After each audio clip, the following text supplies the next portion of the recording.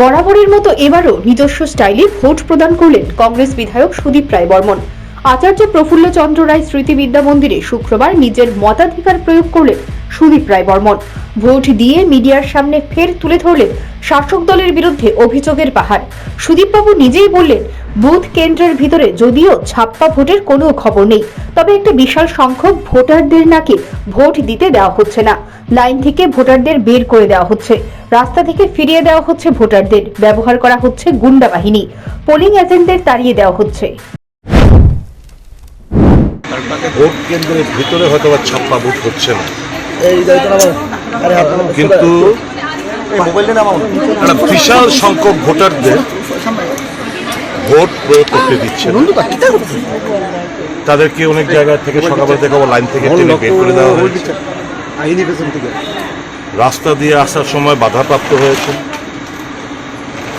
Polling এজেন্টরা যারা সাহস নিয়ে ঢুকেছিল 1686-র মধ্যে প্রায় আনুমানিক 1362 না কতজন সকালবেলা ঢুকেছিল,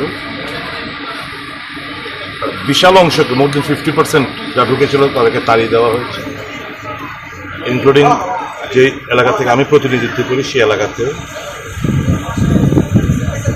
ওই এলাকার পরাজিত প্রার্থী যদি উনি এলাকার ভোটার না, নির্বাচন কমিশনের রুলস মোতাবেক এই এলাকাতে ঘুরতে পারেন না, কিন্তু গুন্ডা বাহিনীদের নিয়ে সে প্রত্যেকটি বুথে বুথে পাড়ায় পাড়ায় দাবি বেড়াচ্ছে এবং ভোটারদের বিভিন্ন কায়দার শাসতে বাধা দিচ্ছে এবং পোলিং এজেন্টদের বের করে দিচ্ছে।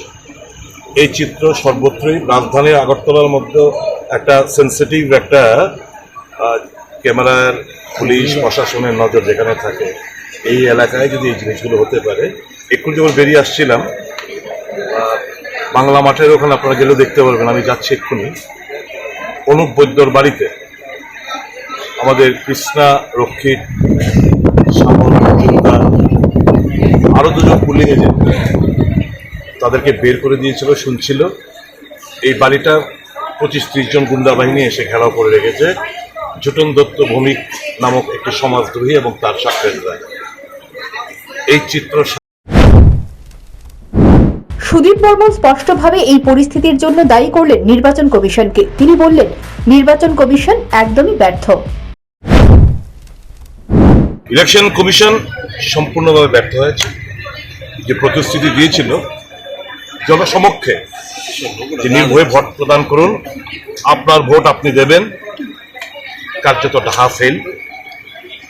সিইও থেকে, রিটার্নিং অফিসার থেকে, এআরও থেকে শুরু করে পুলিশ আধিকারিকদের সঙ্গে যোগাযোগ করছি, সকালবেলা থেকে দেখছি, করছি, করব, কিন্তু অন্যান্য নির্বাচন তো কভার করেছেন, পুলিং বুথের বাইরে পুলিশ থাকতো, দেখেছেন তো বিগত দিন নির্বাচনগুলো, একটা পুলিশ খুঁজে পাবেন।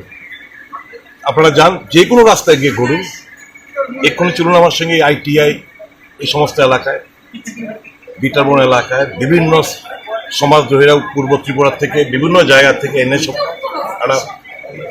একটা ত্রাস, ভয়, ভীতি মানে ভোটারদের মধ্যে।